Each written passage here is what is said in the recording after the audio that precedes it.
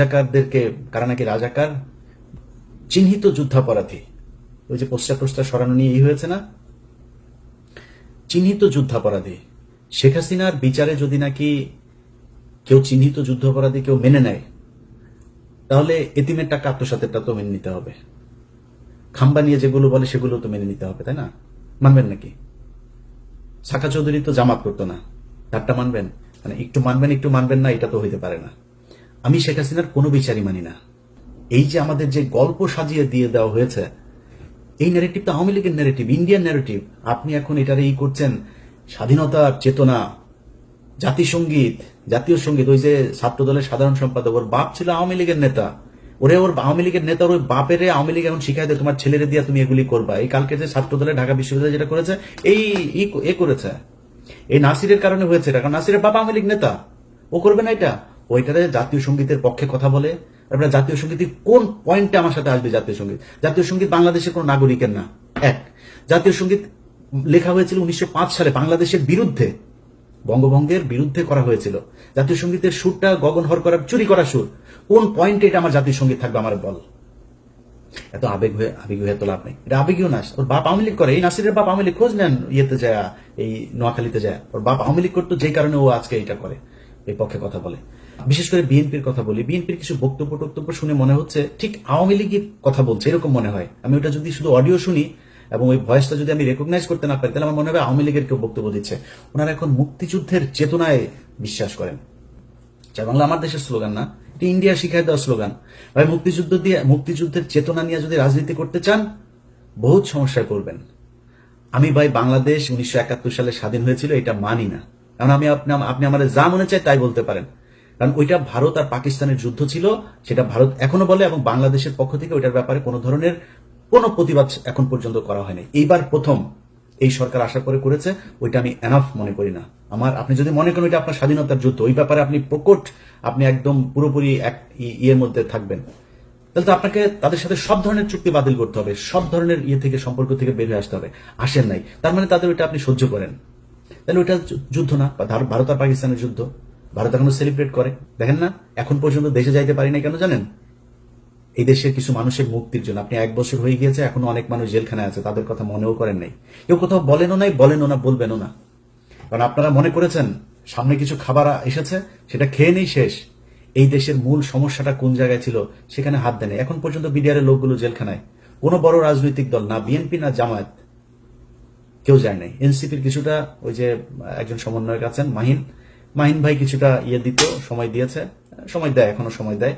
এর বাইরে কোনো রাজনৈতিক দল তাদের পাশে দাঁড়ান নাই। আপনাদের সমস্যা মনে হয় না ওইটা? 25শে ফেব্রুয়ারি পিলখানার হত্যাকাণ্ড এই দেশের মূল সমস্যা, এটা মনে করেন না? যদি মনে না করেন, এটার জন্য আপনাদেরকে একদিন মূল্য দিতে হবে, চড়া মূল্য দিতে হবে। এবং এবার যদি আবারও আপনাদেরকে মূল্য দিতে হয়, সেখান থেকে বের হয়ে আসতে পারবেন কিনা এটার কোনো গ্যারান্টি নাই। ঢাকা বিশ্ববিদ্যালয়ের এখানে আপনি চিহ্নিত যুদ্ধাপরাধীদেরকে নাকি করা যাবে না। চিহ্নিত যুদ্ধাপরাধী শেখ হাসিনা কি বলেছেন? মতিউর রহমান নিজামী একজনের ঘরের থেকে এক নারীকে উঠিয়ে নিয়ে পাকিস্তান ক্যাম্পে দিয়ে এসেছেন। কার মাকে মতিউর রহমান নিজামী পাকিস্তানি ক্যাম্পে দিয়ে এসেছেন, আমরা সেই পাকিস্তানি বীর্যগুলোকে দেখতে চাই। আওয়ামী লীগের লোকজন খুব ভোদাই মার্কা একটা কথা বলে, কারণ আমি নিজেকে, আমার বাপ জীবনে কোনোদিন, মানে আমি 71-এ জন্ম হইলে আমি 100% পাকিস্তানের পক্ষে থাকতাম, একদম 100%। এটা আমি হিপোক্রেসি কথাবার্তা বলি না, এখন বলছি সারা জীবন বলবো এটা, অবশ্যই পাকিস্তানের পক্ষে থাকতাম আমার যদি জন্ম হইতো।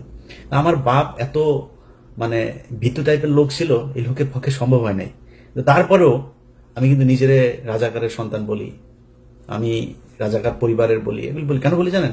চালাক, তাই বুদ্ধিমান, এই জন্য বলি। কারণ ধরেন আমার বাপ যদি রাজাকার হইতো, আমার বাপ বিভিন্ন ঘর থেকে বাঙালিদেরকে তুলে নিয়ে পাকিস্তান ক্যাম্পে নিয়ে আসতো, আমার বাপ তো সেফ থাকতো, কারণ আমার বাপ পাকিস্তানি লোকজনের সেবা করে, পাকিস্তানি লোকজনের ই করে। তাহলে কি হইলো? যারা তুলে দিয়ে আসলো, আওয়ামী লীগের লোকজনের বৌরে নিয়ে ক্যাম্পে দিয়ে আসছে না। যদি আমার বাপ রাজাকার হইতো তাহলে কি করতো? আমার বাপ তাহলে আওয়ামী লীগের লোকজনের নিয়ে, মহিলাদেরকে নিয়ে ক্যাম্পে দিয়ে আসতো। পাকিস্তান কারে বীর্য দিয়ে গেল? তোর মারে দিয়ে গেল। আওয়ামী লীগের মারদের পেটের মধ্যে বীর্য পয়দা হয়ে এখন ছাত্রলীগ যুবলীগ হয়েছে। আর বাকিগুলি ওই যে ক্যাম্প, ওই সীমান্তের ওই পারে গেছিল, ওগুলির পেটের মধ্যে দাদারা দিয়ে দিয়েছে, যেগুলি এখন জয় বাংলা করে। এখন আপনি যদি মনে করেন, আমি কিছুক্ষণের জন্য এটা মানলাম যে আপনার ভারত পাকিস্তানের যুদ্ধ, এই মানে বাংলাদেশের মুক্তিযুদ্ধ, আমার এই ভিডিও এই মুহূর্তে যে যে মানুষগুলো দেখছেন, আমার ভিডিও পজ দিয়ে একটু 2 মিনিট চিন্তা করেন যে আমি এই আমার আশপাশে, আমার আত্মীয় স্বজন, আমার গ্রামের আশপাশের যত গ্রাম আছে, কতজন মুক্তিযুদ্ধ ছিল। মুক্তিযোদ্ধা যে কটা আসছে তার 80% ভুয়া। খোঁজ নেন, আপনার এলাকায় যে কটা মুক্তিযোদ্ধা আছে ওর ব্যাপারে যায় খোঁজ নেন। আল্লাহর কসম করে বললাম, একদম ভুয়া। আপনার বাপ গিয়েছিল? যায় নাই। তো মুক্তিযুদ্ধ আপনি করলেন না। আপনি মুক্তিযুদ্ধের বিশাল চেতনা। এই যে এই সরকার এসে 1 বছর হলো, আপনি মুক্তিযুদ্ধের তালিকা বের করেন নাই কেন? কতজন মারা গিয়েছে আসলে তার তালিকা আপনি করেন না কেন? 30 লাখ, 3 লাখ, 3,000, এটা কি কেন করেন না? ওইখানে ইস্যু একটা আছে যেটা করতে মানে বের করতে চায় না। ভাই আমরা তো চাই সেই যুদ্ধে কতজন মানুষ মারা গিয়েছে তাদের প্রতি আমরা সম্মান জানাইতে চাই। বার করেন। আপনি ভিডিও দেখছেন না, বার যেহেতু করেন, আপনাকে দায়িত্ব দিলাম বের করার জন্য। আপনি চোখ বন্ধ করে চিন্তা করেন আপনার 14 গোষ্ঠীর মধ্যে 71 মারা গিয়েছে কেউ আছে কিনা। পাকিস্তানি মিলিটারিরা এসে কারোর মাকে তুলে নিয়ে তারপরে প্রোডাকশন দিয়ে দিয়েছে।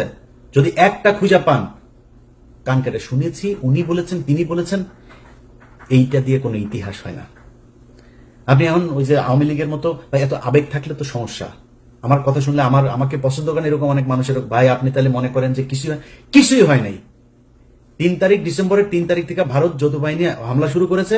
পাকিস্তানের অস্ত্র ছিল না, ওই দিক থেকে সৈন্য আসছিল, সেটা আসতে পারে নাই। 7ম নৌবহর পাঠাবে, সেটা নিয়ে সমস্যা। ওই দিক দিয়ে ভারত এই সাগর বন্ধ করে শ্রীলঙ্কা হয়ে আসতে চায়, দেরি হয়েছে। পাকিস্তান মিলিটারি পারে নাই ভারতের সাথে যুদ্ধ করে, ভারত করেছে। আরে ভাই আপনি কোন যুক্তিতে আমার কাছে আসবেন? 16ই ডিসেম্বর দেখান আপনি বাংলাদেশের একটা মানুষকে সেই জায়গায় ছিল, কেন ছিল না? এগুলি নিজের কোশ্চেন করেন।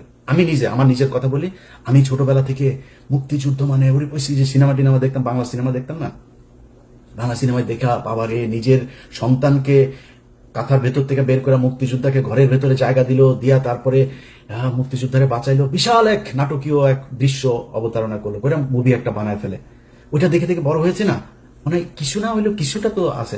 শেখ মুজিবের প্রতি আমার ভীষণ রকমের শ্রদ্ধা ছিল, আমি স্বীকার করছি, বিশ্বাস করেন, জানতাম না তাই। আরে শালায় তো একটা বদমাস, এমন কোন চাউরামি নাই যে এই শালা করে নাই। এই যে নারায়ণগঞ্জে চশমা ফেলে রেখে আসা বেশ্যাখানায়, মিথ্যা কথা না। ওর দলের এই যে শামসুল হক, ওর দলের এই লোকটারে জেলখানায় রেখে ওর বউরে সারা জীবন আকাম কুকাম করেছে। ওর বউ এই যে নিউ ইয়র্কে, এই যে আমেরিকা, এখন সম্ভবত নিউ জার্সিতে থাকেন। এই শালা, এই যে পাপনের মা, এই পাপনের মারে এই যে রাষ্ট্রপতি ছিল জিল্লুর রহমান, এই শালায় তো ওরে কিছু করতে পারতো না। এই শালা শেখ মুজিবর এই আইবি রহমানরা আকাম কুকাম করতো। এটা নিয়ে শেখ মুজিব, এই শেখ হাসিনার পরিবারে বিশাল গ্যাঞ্জাম হইতো। সুন্দরী ছিল তো, শেখ মুজিব এটারে এই করতো। বাকশাল ভাই, একটা মানুষের কোনো দল হবে না, খালি আমার দল একা। 30,000 মানুষের আপনি জাসদের মারলেন, আপনি দুর্ভিক্ষ করলেন, এত মানুষ মারা গেল, আপনি কোন দিক থেকে তার পক্ষে কথা বলবেন বলেন? তারপর ওই যে 7ই মার্চের ভাষণ শুনলে আমার নিজের লোম দাঁড়ায় যেত ভাই ছোটবেলায়। আস্তে আস্তে, বিশেষ করে কয়েকটা বই পড়ার পরে ভাই আস্তে আস্তে বুঝলাম ঘটনা তো আসলে অন্য কিছু। আপনি বিএনপির লোকের বই পড়ার দরকার নাই, জিয়াউর রহমানের লেখা বই, তারেক রহমানের লেখা বই পড়ার দরকার নাই। আপনি মেজর জলিলের বইগুলো খালি পড়েন, ছোট ছোট চটি বই, অরক্ষিত স্বাধীনতার পরাধীনতা সহ 3-4টা বই আপনারা পড়বেন, পিডিএফ আছে। মেজর জলিলের খুব ছোট ছোট বই পড়লে বুঝবেন যে মুক্তিযুদ্ধ আসলে কি হয়েছিল, কেন 15ই মে এপ্রিল পর্যন্ত এই দেশে ভারতীয় সেনাবাহিনী থাকবে, কেন 16ই ডিসেম্বর এটা হইতে পারবে না। এগুলো হচ্ছে আমাদেরকে গেলানো হয়েছে মুজিববাদ প্রতিষ্ঠা করানোর জন্য। আমি আপনার সাথে মানে ফাউল তর্ক করতে চান, আপনাকে আমি কয়েকটা ক্লু ধরাই দিলাম, আপনি খোঁজ নেন। আপনার গ্রামে, আপনার আত্মীয় স্বজন, আপনার প্রতিবেশী, যত চারিদিকে যতটুকু কানেকশন আপনার আছে, খুঁজে বার করেন যে পাকিস্তানের মিলিটারিরা এসে কারোর মাকে আকাম করিয়া গিয়েছেন। আমার একটু জানাবেন প্লিজ। কারোর বাড়িতে এসে পাকিস্তানের বাংলাদেশের মুসলমানকে এসে তারপরে মেরেছে। হ্যাঁ, অনেক হিন্দু মেরেছে, এটা সত্যি কথা। কারণ যুদ্ধটা তো ভারত পাকিস্তান, পাকিস্তানি বাহিনী জানতো, পাকিস্তানের সরকার জানতো যে আগরতলাতে গিয়ে শেখ মুজিব কি গ্যাঞ্জাম করে এসছে, কি ষড়যন্ত্র করে এসছে। সেই কারণে তাকে ক্ষমতায় বসতে দেওয়া হয় নাই, যে এটা দিলে তো এই তো ইন্ডিয়ার কাছে বিক্রি করে দিবে দেশ, এজন্য করা হয়নি। কিন্তু আমরা যদি স্বাধীনতার কথা বলেন, আলটিমেটলি পাকিস্তানের রাজনীতিবিদরা যে পরিমাণে করাপ্টেড, আমাদের মতোই, এই দেশ এমনি টিকতো না। পাকিস্তান এখন দেখেন এখনো ভাগ হইতে যাচ্ছে, এই দেশ টিকতো না, ইন্ডিয়াও টিকবে না, টুডে টুমোরো এটা টিকবে না, আপনার বলে রাখলাম। তো আমরা স্বাধীন হইতেই হতো। তো এখন এগুলি যদি করতে আসেন ভাই, আমি আগেই যেটা বলছিলাম যে আমি দুর্নীতি টুর্নীতি এগুলো নিয়ে ভাই আমার কোনো ইন্টারেস্ট নাই, এটা করবেনই। অনেক মানুষ এসে বলতে পারে, ইলিয়াস ভাই আপনি দুর্নীতির বিরুদ্ধে কিছু বলেন, চাঁদাবাজি নিয়ে কিছু বলবেন না। ভাই যার সুযোগ নাই সে চাঁদাবাজি করে না, যার সুযোগ আছে, আমি তো দেখছি তো একজন ম্যাডাম নাম বললে চাকরি থাকবে না। ম্যাডাম দ্বিতীয় শেখ রেহানা হতে যাচ্ছেন, নাম আর বললাম না, ম্যাডাম দ্বিতীয় শেখ হাসিনা হতে, শেখ রেহানা হতে যাচ্ছেন। ম্যাডামের স্বামী নাই, এবার খুঁজে বার করেন গিয়ে যান। যা করতেছে ভাই, আমার এখন যদি নাকি আমি করতে যাই এক এক করে, যদি আমার কোনো বন্ধু থাকবে না ভাই, এত পেশা নিতে পারবো না, দরকার নাই। সো এই দুর্নীতি মুর্নীতি না যারা আমার বলতে বলেন চাঁদাবাজি টাদাবাজি নিয়ে, ভাই অনেক করেছি, আর না ওগুলিতে যাইতে পারবো না। বাট এই যে ইন্ডিয়া আমার রক্তের মধ্যে কিন্তু লেখা ভাই, আপনি আমার আব্বা হইলেও আপনার কিন্তু আমি ন্যাংটা করে ফেলবো। আপনি এই যে এই জাতীয় সঙ্গীতের পক্ষে কথা বলবেন, স্বাধীনতার চেতনা কথা বলে তারপরে মানুষের ওই যুদ্ধাপরাধী ট্যাগ দেওয়ার চেষ্টা করবেন, পাশার চামড়া উঠায় ফেলবো। দুই চোখে সরিষার মতো ফুল দেখতে থাকবেন। আপনার মতো কত বালছাল এগুলি, আপনার নেতাদের কত বড় বড় নেতা ইলিয়াসের সাথে আইসা ভাই ভাই কিছু বলি না, বললে যদি চাঁদাবাজি নিয়ে কথা বলা শুরু করি একটাও দাঁড়াইতে পারবেন না। সব কটার জিনিসপত্র এগুলি সারাদিন আসতেই থাকে, ভাই এখানে আমার এটা করেছে ওইটা করেছে। ক্যামেরা বসায় রাখা লাগবে না, আমার ইমেল থেকে যদি খালি উজাড় করে দেই তাহলে পদে থাকা নেতা একটারও খুঁজে পাবেন না। সব মির্জা আব্বাস এত টাকা পয়সা, ব্যাংকের মালিক, এখনো চাঁদার টাকার ভাগ নেয় সন্ধ্যায়, তো বাদ নাই তো কেউ। আর অনেকে নাম বললাম না, টেকনিক্যালি নামটা আমি করে যাচ্ছি। ছাত্রদের প্রতি আমার একটা ভালোবাসা আছে জুলাইয়ের কারণে, যে যত বালপাকনা কথাবার্তা বলেন ভাই সমস্যা নাই। এই ছাত্রদের কারণে আজকে মানে এই যে আলহামদুলিল্লাহ বললাম যে আল্লাহ অনেক ভালো রেখেছে আগের চাইতে, এই একমাত্র এদের কারণে। সো এদের প্রতি এই সম্মানটুকু সারা জীবন দিয়ে যাবো। এদের সাথে ব্যক্তিগতভাবে অনেকের সাথে সম্পর্ক থাকবে, ভালো থাকবে না, বাট এদের ওভারঅল এই জুলাই যোদ্ধাদের প্রতি এই সম্মান, এটা আপনি দিবেন না সেটা আপনার ব্যাপার, আমি দিয়েই যাব। অনেকের কথাই বলছি না, কিন্তু চাঁদাবাজি টাদাবাজি এগুলো চলেই যাচ্ছে, বাট ওই জায়গাতে আঘাত করেন না, তাইলে কিন্তু সমস্যা হয়ে যাবে। কথাবার্তা শুনলে যেন আপনার কিছুদিন আগে এক চাঁদাবাজারে দেখলাম, এক চাঁদাবাজারে দেখি সে বলতেছে এই কি আওয়ামী লীগের ওই ইয়েটা ছিল যে বাংলার তুমি কে আমি কে তুমি কে, ওই যে বাঙালি বাঙালি বাঙালি বাঙালি, এটা তো পশ্চিম বাংলার ডায়লগ, ওরা আমাদের বাংলার সাথে, এই তো আওয়ামী লীগের ডায়লগ এগুলি, তুমি কে আমি কে বাঙালি, গণজাগরণ মঞ্চের ডায়লগ, সবকিছু মিলা গেলে তোমাদেরকে ওইদিকে মিলাই দেওয়া হবে। তো খুব সাবধানে কাজ করতে হবে। আমরা এত কারোটা খাইও না পড়িও না, এত পাকনামি করার কিছু নাই। সবশেষ এই যে কথাবার্তা বললাম সব কিন্তু থ্রেট করলাম, কিছু বলি নাই কিন্তু, করবো টরবো এগুলি জাস্ট থ্রেট করলাম। কিন্তু আমি একতা চাই, ঐক্যবদ্ধ হন, এটা চাই। বিএনপি জামাত এনসিপি আপনাদের ভেতরে রাজনৈতিক দ্বন্দ্ব থাকবে, 71 টাই না, এমনি দ্বন্দ্ব থাকবে। কে কটুক চাঁদাবাজি করেন, কে কটুক দখলবাজি করেন, কি করেন, এটা জনগণ রায় দিয়ে দিবে, জনগণের উপরে ছেড়ে দেন। আপনি যদি মনে করেন যে না আমি জামাতের চাইতে ভালো হইতে চাই, জামাত যদি মনে করেন আমি বিএনপির চাইতে ভালো হইতে চাই, তাহলে বিএনপির চেয়ে ভালো কাজ করেন, এমনি আপনি ভালো থাকবেন, এমনি পাবলিকের ভোট পাবেন। এগুলো নিয়ে কথা বলতে চাই না, কিন্তু কোন দল যদি এই মুক্তিযুদ্ধের নামে যদি নাকি আবার ফের বিভাজনের চেষ্টা করে, তার বিরুদ্ধে কিন্তু সরাসরি দাঁড়াবো। তখন কিন্তু কিছু বলতে পারবেন না, এক পিনাকিদার একার গুতাই নিতে পারেন না, আমাদেরকে চাতায়েন না। এটা বলে রাখলাম ভাই, ভবিষ্যতে ইন্ডি মার্ক করে রাখতেছি, কিন্তু কে কে কি বলেন এগুলি কিন্তু মনে আছে। ওই যে মিছিলের কথা বললাম একটা, তুমি কে আমি কে বাঙালি, ওরা কিন্তু মনে রাখছে। এই যে জাতীয় সঙ্গীতের কথা মনে রাখছে, কিন্তু যখন যেখানে হাতে কোনো কিছু পাওয়া যাবো ছেড়ে দেবো। পৃথিবীর কেউ তারেক রহমান ফোন করলেও শুনবো না, ছেড়ে দেবো তখন। তো তখন কান্নাকাটি করে লাভ হবে না, আগেই বলে রাখলাম খুব সাবধানে। এই মুক্তিযুদ্ধের বালের যুদ্ধ নিয়ে এত বেশি পাকনামি করা যাবে না। এটা দেশ স্বাধীন হওয়া দরকার ছিল, কেমনে হয়েছে এটা নিয়ে আমরা তর্কেই যেতে চাই না। তর্কে গেলে তর্কে আসেন, আমি বই পুস্তক দিয়া দলিল দিয়া তারপরে বুঝাই দিব যদি যেতে চান তর্কে, বাট তর্কে আমি যেতে চাই না। এটা নিয়ে দেশ স্বাধীন হয়েছে, বেটার। আমরা এখন একটা দেশ পেয়েছি, এই দেশে যারা যারা যেইভাবে ছিল পিছনের ইতিহাস নিয়ে ঘাটাঘাটি বাদ দিয়া দেশটারে কেমনে আগানো যায় সেটা নিয়ে চিন্তা করেন। রাজনৈতিক দলগুলোর ভেতরে আমি খুব মানে এত বেশি এই যে ডিজিএফআই এবং রয়ের এরা মানে উদ্দেশ্য প্রণোদিত ভাবে কিছু, এনসিপির উদাহরণ যে একটা আছে, ওর নামটা কি, এই হুদাই খালি গুতায়, বিএনপির গুতায়, জামাতরে গুতায়। বিএনপির কয়েকজন আছে এগুলি হুদাই খালি জামাতকে গুতাবে, এনসিপি গুতাবে। আমি মাঝখানে একটা করলাম যে ভাই খালেদা জিয়াকে নিয়ে, জিয়াউর রহমানকে নিয়ে আজে বাজে কথাবার্তা, তা আমি এটা নিয়ে একটা পোস্ট করলাম। পোস্ট করার পরে সার্জিস আমাদের কল করলো, বললো যে ভাই আমাদের ভিতরে আমরা কি কেউ বলেছে এটা নিয়ে কোনো কথা? আমি বললাম যে এটা নিয়ে যে আলোচনা হচ্ছে, তাহলে কে কে বলেছে এটা? বলে ভাই আমাদের ভিতরে তো কেউ বলে না, আমাদের কেন্দ্রীয় আপনি দেখেন হাসনাত, আমি, নাহিদ, মাহফুজ বা কেউ, আমরা কেউ বলি না এটা নিয়ে। আমি দেখলাম আসলে বলে নাই। তো সার্জিসের ভিতরে তার মানে এটা নিয়ে তার উদারতা আছে। আপনারা সবাই বসেন ভাই, কোনো কিছু নিয়ে যদি সমস্যা হয় আপনারা বসেন, বসে তারপরে ঠিক করেন, এই জায়গাগুলোকে ঠিক করেন। কারণ এটা মাথায় দেখেন যে আওয়ামী লীগ যদি ব্যাক করে, কেউ এখনকার চাইতে ভালো থাকতে পারবেন না। আর আওয়ামী লীগ ব্যাক করার সুযোগ আপনারা তৈরি করে দিচ্ছেন। আওয়ামী লীগের সেই শক্তি নাই, কিন্তু এটা করবে ইন্ডিয়া, কারণ ওদেরকে সবসময় ইন্ডিয়া নিজের দল মনে করে।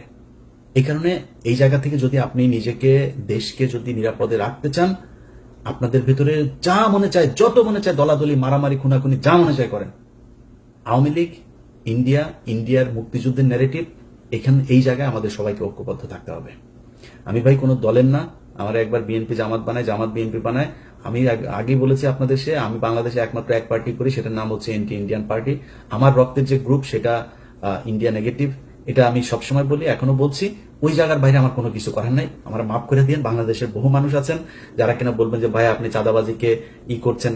ভাই ওই যে বললাম যে চাঁদাবাজি নিয়ে যদি কথা বলতে যাই এখন, তাইলে আমি নিজেও চাঁদাবাজ হয়ে যাব। কেন জানেন? কারণ হচ্ছে যে অনেকের এরকম কমপ্লেন আসে যে সচিবালয়ে গিয়ে আমার সাথে চ্যাটিং আছে, সেটা দেখায় বলছে যে ভাই আমি কারোর ফোন করি নাই তা না, আমি অনেক সচিবরে ফোন করেছি, পুলিশের ঊর্ধ্বতন কর্তৃপক্ষকে ফোন করেছি। ফোন করে যদি নাকি একটা গরিব মানুষের একটা ন্যায্য পাওনা, সে যদি অনেকদিন ঘুরছে একটা জিনিস নিয়ে, আমি বলতে পারি ভাই এই লোকটার এটা যদি একদম কোট আনকোট ঠিক এইভাবে যত সচিবের সাথে কথা হয়েছে, যত উপদেষ্টার সাথে কথা হয়েছে, সবার কাছে, পুলিশ অফিসার সবার কাছে আমার একটা ডায়লগ খুব কমন, ভাই যদি ন্যায্য মনে করেন তাহলে কাজটা করে দিন। এই লোকটা অনেকদিন ধরে ঘুরছে, যদি ন্যায্য হয়, অন্যায্য কোনো, অনৈতিক কোনো আবদার, কোনো অনুরোধ, কোনো কিছু আমার কাছ থেকে কেউ যদি পান, জাস্ট আমার ফোন রেকর্ড করে ছাড়া দিন। এখন আপনি যদি আমার নামে আপনার কেউ ভয় দেখায়, আপনি দুর্নীতি করেন, আমার ভয় দেখায় যদি কেউ আপনার কাছে টাকা পয়সা চায়, আপনি যদি দেন, আমি কি করবো? আমার কিছু করার নাই তো। যদি নাকি আমার কেউ টাকা পয়সা দিয়ে থাকেন, আমার কোনো ভয়েস, আমার কোনো কিছুতে যদি দিয়ে থাকেন, আল্লাহর রাস্তায়, এটা আমার অনেক শত্রু আছে, যে কোনো আমার এটা দেওয়ার জন্য অনেক মানুষ বসে আছে, ওর কাছে পাঠায় দিন। পাঠায় দিলে দেখবেন যে ওরা আমার এটা প্রচার করবে। আমি এটি করি না, আল্লাহ যেন ওই রাস্তায় না নেওয়ায়। বাট ওই যে বললাম যে চাঁদাবাজির পরিস্থিতিটা এমন পর্যায়ে দাঁড়িয়েছে, এটা ঠিক করতে গেলে এখানে আর কাউকে খুঁজে পাওয়া যাবে না। তো লম্বা কথা বললাম 1 বছরের মাথায়। আপনাদের সবার কাছে আবারও সবশেষ অনুরোধ থাকবে, ভাই প্লিজ ঐক্যবদ্ধ হন। ঐক্যবদ্ধ যদি না হতে পারেন, তাহলে আমাদের দেশের সামনে অনেক খারাপ পরিস্থিতি বিরাজ করবে। ধরেন যেই ভাইরা বিএনপিতে আছেন, আপনাকে নিয়ে কোনো খারাপ কোনো কিছু যদি নাকি মানুষ সমালোচনা করে, ভাই আমার চাইতে, আমি তো এখনো বহুত গালি শুনি, বহুত সমালোচনা সহ্য করি। আমার প্রচন্ড ভালোবাসে এরকম মানুষের সংখ্যা যেমন আছে, আমাকে ঘৃণা করে এরকম মানুষের সংখ্যাও আছে। এই যে এই পরিস্থিতির ভেতরে আমি, যারা আমার সমালোচনা করে, আমি তাদের সমালোচনা অনেক কিছু, আসলে কি আমার এটা ঠিক হয় নাই, আমি নিজে ভুল করি। আমার ফেসবুকে যে পোস্ট দেখেন না, আমার ফেসবুকের পোস্ট কিন্তু ধরেন 50% বা তারও কম আমি করি, 50% আমার অ্যাডমিনরা করে। আপনারা হয়তো অনেকে মনে করেন অনেক পোস্ট বলে আমি মনে হয় পোস্ট করি, এরা করে। ইদানিং আমি সবাই বলে দিয়েছি যে পোস্টের সংখ্যা একটু কমায় করতে। তো এখন এই যে আমার যত ধরনের সমালোচনা যা যা কিছু আছে, এখান থেকে অনেক কিছু শিখি, আমি অনেক কিছু শিখে তারপরে আমি আমার কাজ করি। আপনার নিয়ে সমালোচনা করলে তার সত্য মনে করার কারণ নাই। শেখ হাসিনা আজকে অধপতনের কারণ একটাই, সে সমালোচনা সহ্যই করে না। যারা তেলবাজি করেছে তাদেরকে কাছের মানুষ মনে করেছে। এটা যদি মনে করেন, পরিণতি শেখ হাসিনার মতোই হবে। অতএব নিজের সমালোচনা করা শেখেন। আত্ম উপলব্ধির মাধ্যমে যদি আপনি নিজেকে তৈরি করেন, আমার মনে হয় সেটা আপনার জন্য, আপনার দলের জন্য, দেশের জন্য, সবার জন্য আমাদের ভালো কিছু হবে। সবাই ভালো থাকবেন। আবারও বিজয় দিবসের শুভেচ্ছা। আওয়ামী মুক্ত একটা নতুন বাংলাদেশ দেখতে চাই। আল্লাহ হাফেজ।